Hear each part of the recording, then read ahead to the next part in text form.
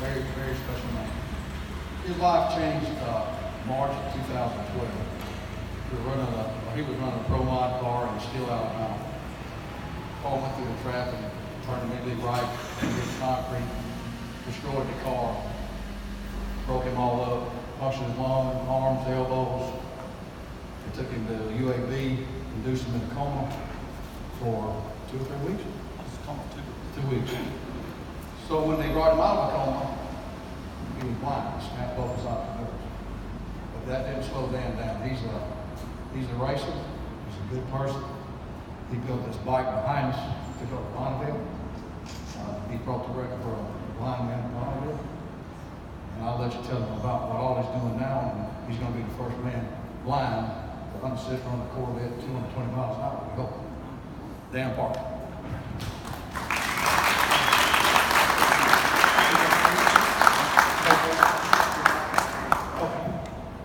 Thank you, everybody. I'm honored to be here tonight to share my story. And, to give my history, I was born and raised here in Columbus. I'm a second generation drag racer. My father, Jimmy, I'm proud, he's 75 years old, still races today. My mother was 8 months pregnant with me in racing cars. So early in my life, I knew that, I sucked at stick and ball sports. So I was fascinated with anything with mechanical and with wheels.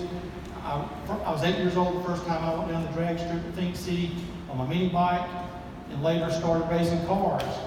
I owned my own business, Parker Chassis, where I built cars and motorcycles for people all around the world, including the Sheik of Qatar, customers in Canada, and everything else. And so in the early 90s, I started drag racing, late 90s, I started drag racing pro modified cars for local legend Ellis Milner, and that led into a career. In 2005, I was the American Drag Racing Pro Nitrous World Champion. Well, March 31st, 2012 started out like any other day, where we were testing a brand new 864 cubic inch motor, new combination. Day was going great, third pass, 175 miles an hour.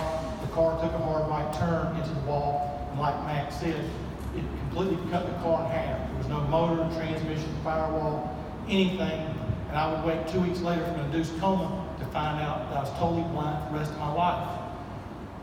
Well, I came home, obviously my thoughts were dark.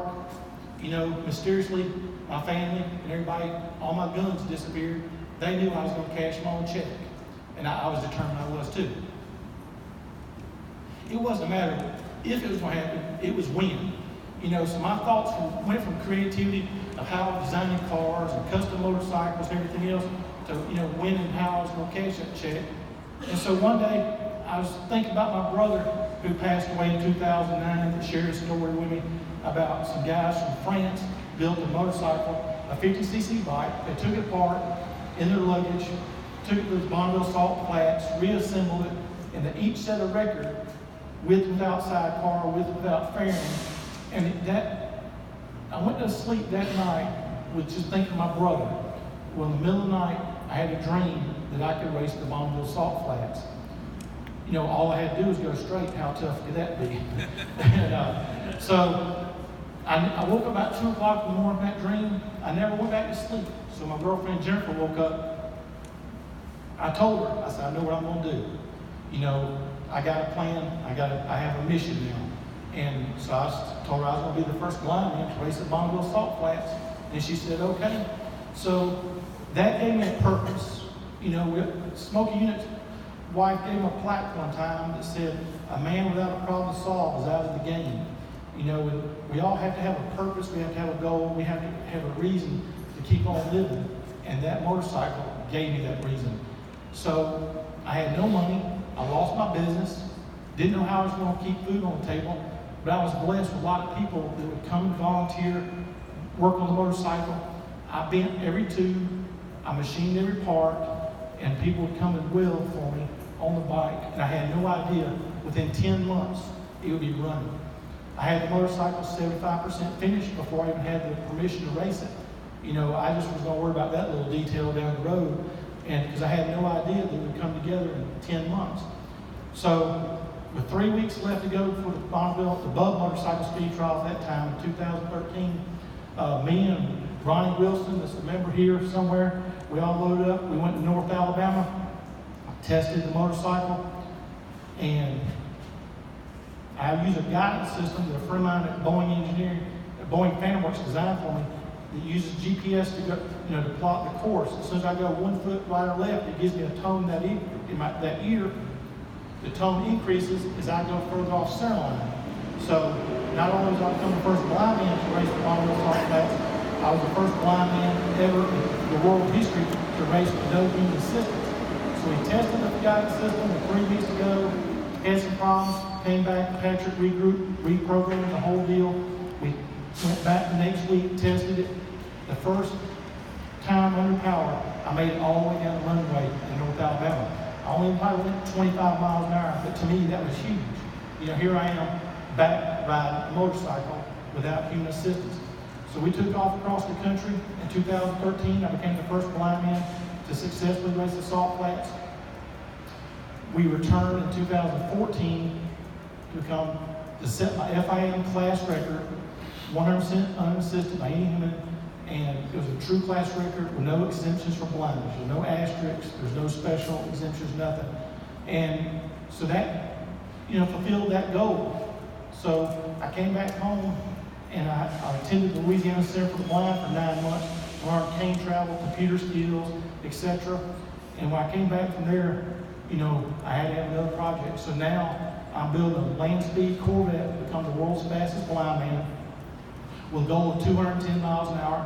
A legally blind man in Europe has been 200.4 with somebody riding shotgun, giving them audible directions. And once again, I'm gonna race with no human assistance. I've been practicing with Matt Goose, don't tell his insurance man, at Phoenix City Drag Strip. And we've been 94 miles an hour and 8th mile with Matt's Corvette and him riding shotgun with me. And we got some videos on YouTube. And I've been blessed. Without the local people support me, Ronnie Wilson drove me across America. David Johnston, Johnson Body Works painted this bike. Sam Hewitt, Matt Goose, and so many people raised money for me and Jennifer when we first came home to keep a roof over our head. That without the local community, I don't know where I'd be today. But, I've been blessed. I have a lot of companies come on board with the Corvette. It's about 75% finished. It'll be going to paint soon. Have air motor fuel system, Bear brakes, Crowder crank and rods, Fulton competition.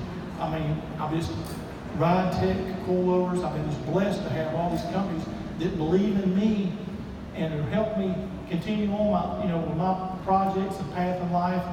I'm also blessed. I teach machine shop part-time at Jordan High School, trying to give today's youth a skill. As we all know, that the skilled trade gap in America is huge, and we all need skilled trade workers bad. And so I work at Jordan part-time. Yes, I run my mill machines, lathes, everything, and so far I still have all my fingers. So I'm just blessed. I'm thankful to share my story with y'all. And I got a good quote. The speaker named Les Brown said, "I'm just trying to make my comeback stronger than my setback." Thank you, y'all. I got to tell you I consider myself a pretty good fabricator, but Dan's better than I am when he's blind. He came over to the shop the other day and adjusted the valve in my race car. Wow, that's trouble. He does a good job. I'm proud of him. He's a special guy. I love you to death, bro. Thank you.